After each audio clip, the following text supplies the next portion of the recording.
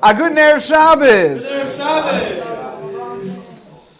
We are approaching Parshas Bo.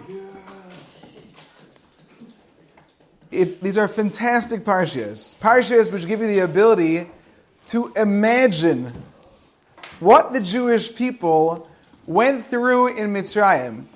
Now, I'm not talking about imagining the years that the Jewish people were there, enslaved, beaten, downtrodden, depressed, sad, and negative.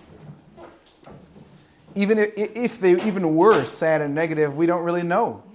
We do know a lot about how the Jewish people were and how they devoted and sacrificed themselves, dedicated to their families, dedicated to the Eibishter. But it allows us an opportunity to focus on that year, the year of miracles of the Jewish people in Mitzrayim.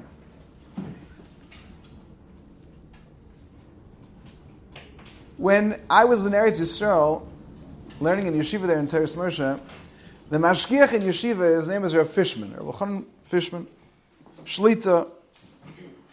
And the mashgiach, he used to speak every other week back then. I think now he speaks every week. He used to speak every other week about the Parsha. 40 minutes, 45 minutes, he'd give a shmooze about that Parsha. He would alternate with the yeshiva, who would speak the other week. And when it came to the Parshiyos of Shmuess, Va'era, and Bo, in B'Shalach, but mostly Va'era and Bo, the mashgiach would go out of his way. It was unusual. He would give between an hour and a 2-hour long shmooze each of the weeks of Va'era and Bo.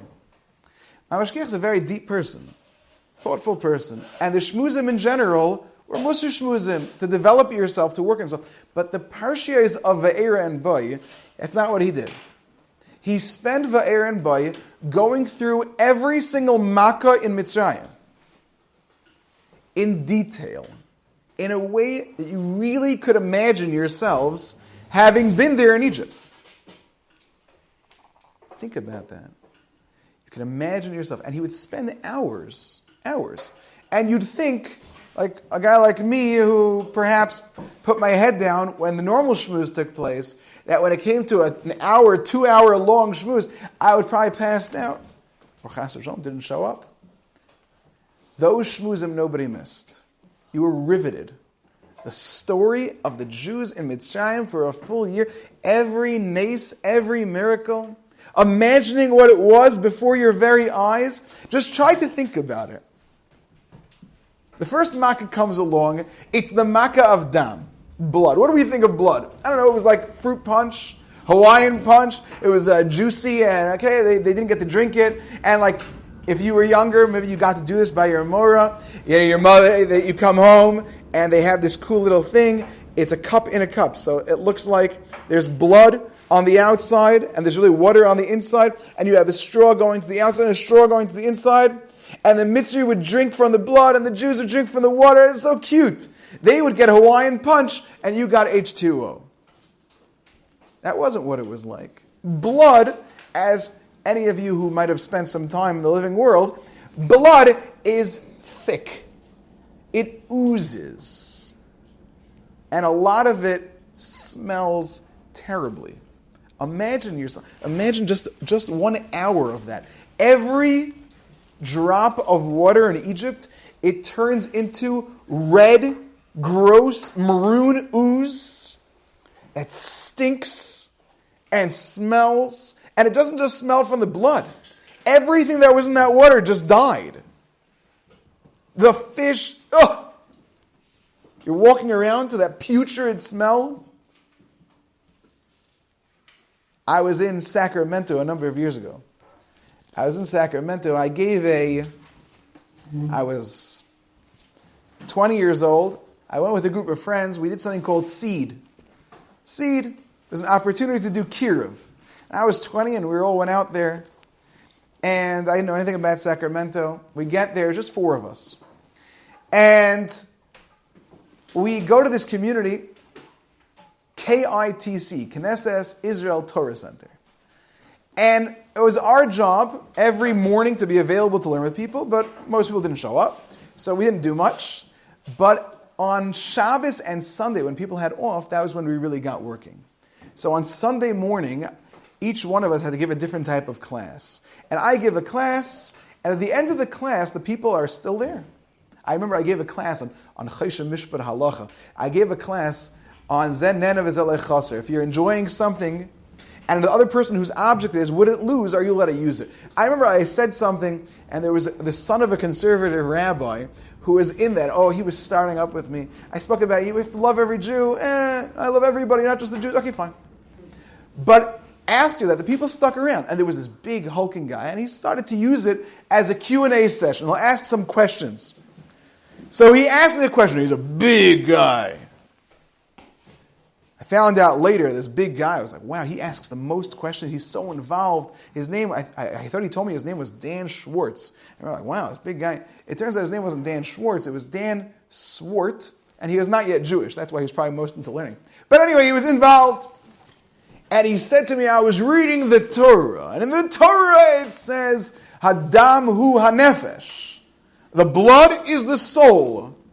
The blood is the soul. What does that mean, Rabbi? Now I'm 20 years old. What does that mean? So the first thing I say to him is I can tell you it doesn't mean that if you emptied a person out of all of their blood and take all of the blood from a human being, suck it all out and put it into a big bowl, then that would be, a human soul would be inside there. See, he says to me, I've actually seen that. Okay. He said, yeah, my father used to run a morgue, and they suck all the blood out of a person. They put it into a tremendous thing. All this blood, it was enormous, a lot of blood. Okay, at the end of this conversation, I would say that I probably wasn't so into the very large and delicious lunch they had planned. All this blood, all packed into it, he was embalming a person. He sucked all out. But that's what Egypt was. You went into Mitzrayim, blood. Thick, oozing blood. Stinky blood. Now you're a Jew. You walk through here, you see every Egyptian. You can't imagine, I'm sure all the Egyptians are walking around throwing up on the streets. That's what a normal person would do. If it's the whole place is packed with blood. You have every Egyptian walking around. He's starving. They're digging at the river, trying to get some water from somewhere. Nothing. Everything is bloody. And there you are. You walk down the streets, totally unaffected by it. You may go into the Nile River. You scoop it out. In the halacha, you can't really drink out of a river. But you go out of a river, you drink it. Delicious water. This is the most yummy thing on the planet. How wonderful. The Egyptian comes and says, please give me some water. Now you have a heart. A Jew has a heart. You have some mercy. You go over to this Egyptian and say, listen, I'll give you some water, buddy. I'm sorry. It's got this thing going on. And you give him some water, and the moment that he holds on to it, it turns into stinky, oozy blood. And there he is, throwing up again. Until somebody, I'm sure a Jew figured it out, that all he had to do was spend a few dollars, and then you'll give him some water, and it'll stay water. That was the first makkah. And that was for at least a week.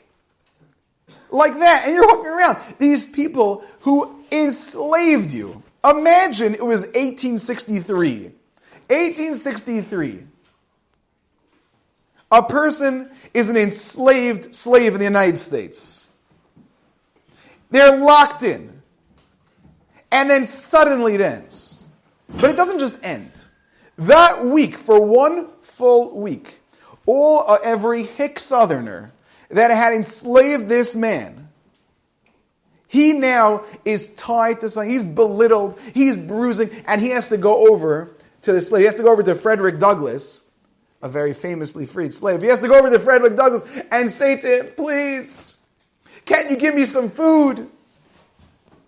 I'll even pay you for it.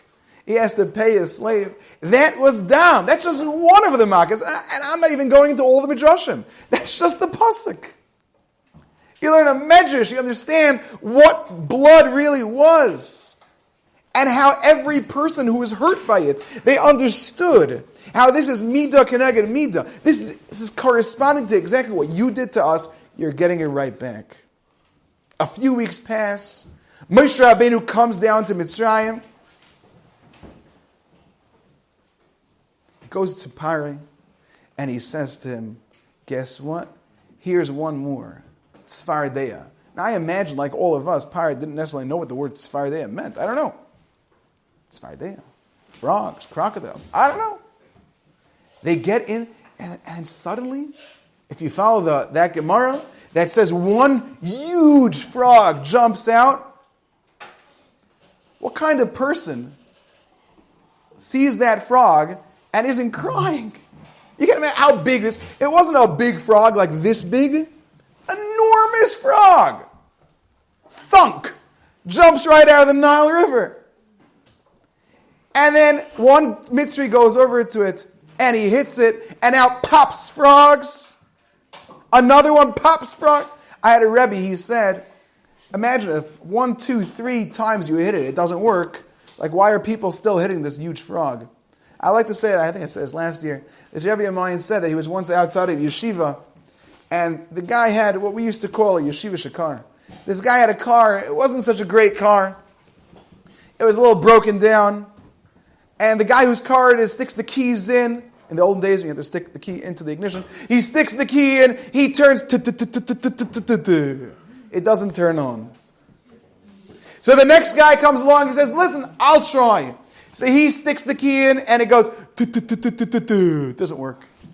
So a third guy says, what's going on? Oh, he's trying to turn on his car. It doesn't work. So the third guy comes along, I'll try. He sticks his foot on the gas, on the thing, it doesn't work. 17 people later, they're still trying.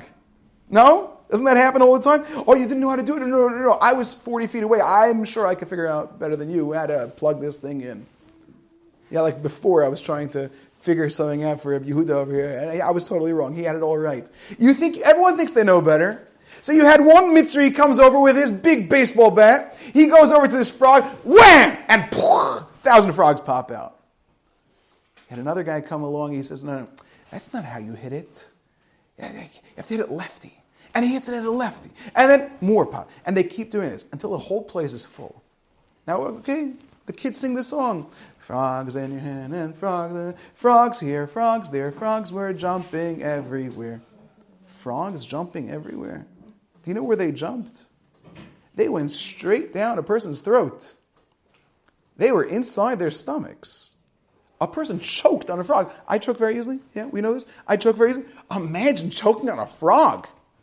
It goes down your throat, jumping around in there, and it stays in there, and it hangs out, not for an hour, not for 2 hours, a week, maybe 2-3 weeks, hanging out everywhere. The croaking noises, they must have been going insane from that. Just the noise. I just want to add, not that I'm focusing on all the vomit, but they probably were vomiting up this again. Frogs everywhere. Did you stop and think what it must have looked like? Imagine you're a little kid, a little Jewish kid. Yeah, in America they don't really have great little Jewish kids. Of course, all of our Jewish kids are nice and halig. But in Eretz Yisrael, the kids there, they run the place. I remember Lag BaOmer, every kid there is gathering all the wood necessary. And of course, they also gather an Israeli flag or two. And they put it into the bonfire and they burn it. These are the real, these kids. Imagine these kids, they run into Mitzrayim and they see the whole place. What do you think a little kid would do first? First, he try to catch a few of these frogs, right? Play with a few of these frogs. Then his mother will tell him, no, you're going to get warts if you touch the frogs. Okay, fine. But you can't imagine this scene. Frogs everywhere. Frogs in people. Frogs in their food. Frogs in their ovens. Frogs in their eyes. Frogs in their yarmulkes. Frogs everywhere. In their Egyptian yarmulke with the thing. Frogs everywhere. Can you imagine what that must have been like? Think about what that must have been like. And you can go through every makkah. There is a tragedy nowadays. The tragedy nowadays is our limited imagination. A limited imagination. I've said this story before. I had a student in my class. They had just sold a Leonardo da Vinci painting. Something like between $300 and $500 million. A huge amount. And it was so expensive. They're spending that money on a Da Vinci painting. Okay. I came to my class the next day, and I said to them, this is years ago, I said to them, they sold a Da Vinci painting $500 million.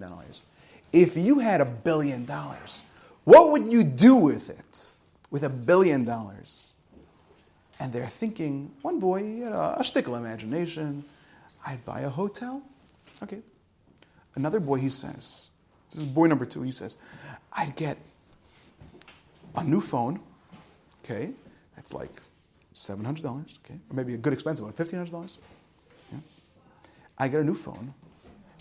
And then I'd get sneakers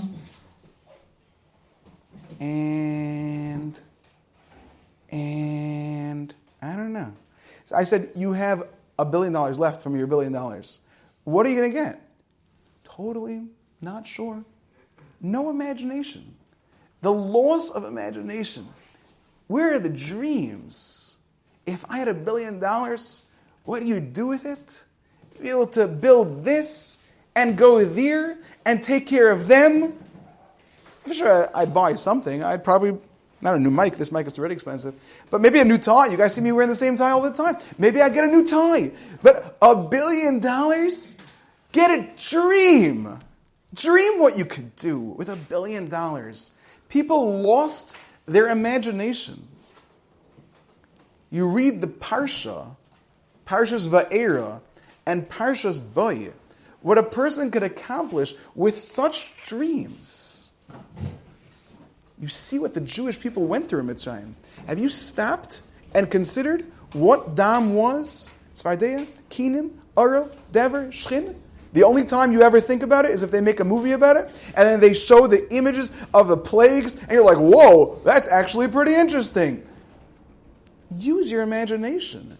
The problem with film is that your imagination, besides for all the other issues, but your imagination is limited to what they describe there. You can't imagine more. That's why people used to say it's better to read a book than to watch the movie. Why was it better to read the book? Because at least in the book, you can develop your imagination. It's so much more exciting. All the ideas of what the story means. And then you get to the film, and they isolate it, limit it, exactly as one person's perspective was on that book. It's totally limited. A person has an imagination to be able to accomplish things.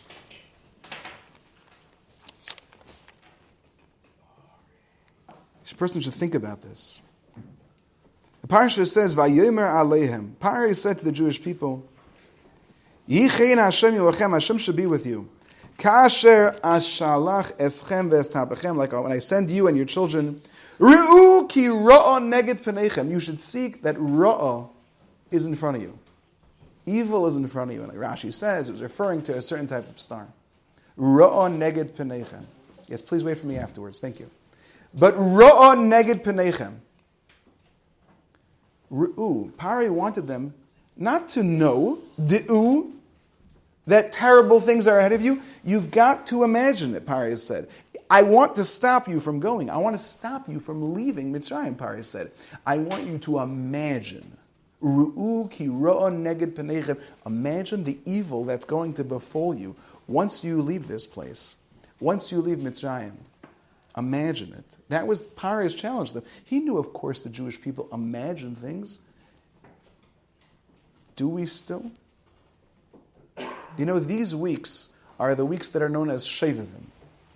Shevivim. Shmuess va'era boy b'shalach yisrei mishpatim. Shevivim. Shevivim is an opportunity to work on yourself specifically in what you're looking at. What you look at.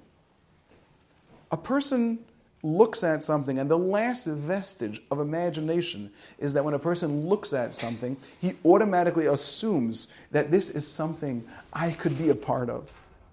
You look at an inappropriate picture, an image, a movie, a video, you start imagining yourself as relating to this. You're taking that beautiful gift called imagination, tearing it and ruining it, and making it something so lowly and horrible. Shevivim is an opportunity that says, stop. Shevivim means to be lost and wayward. It means to be confused. Shmuess ve'era boy b'shal yisur mishpatim. We're up to boy now.